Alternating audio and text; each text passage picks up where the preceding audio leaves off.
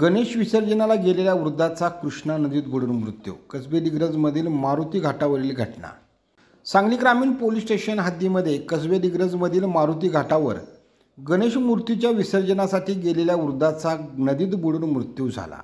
अरुण मुरलीधर देसाई वय 62 राहणार कसबे दिग्रज असे मृत व्यक्तीचे नाव आहे. स्पेशल रेस्क्यू फोर्सच्या मदतीने मृतदेह रेस्क्यू करण्यात आला असून या घटनेची नोंद सांगली ग्रामीण पोलीस ठाण्यात झाली आहे. गणेश विसर्जनाच्या 7व्या दिवशी कसबे दिग्रजमध्ये कृष्णा नदीच्या मारुती घाटावर गणेश विसर्जनासाठी गर्दी झाली होती. बरेच जण नदीत उतरून गणेश मूर्तीचे विसर्जन करत होते.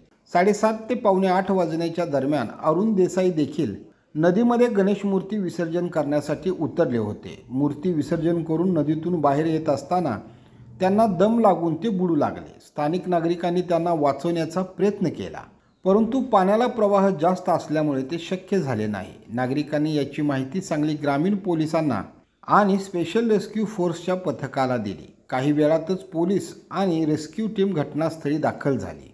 स्पेशल रेस्क्यू फोर्सचे कैलास वडर, महेश गव्हाणे, सागर जाधव, आकाश कोलप, सचिन माळी, आसिफ मकानदार, कृष्णा हेगडे आणि आमिर नदाफ यांनी अर्ध्या तासाच्या अथक प्रयत्नानंतर देसाई यांचा मृतदेह नदीतून बाहेर काढला आणि उत्तरीय तपासणीसाठी सांगली शासकीय रुग्णालयात पाठवण्यात आला.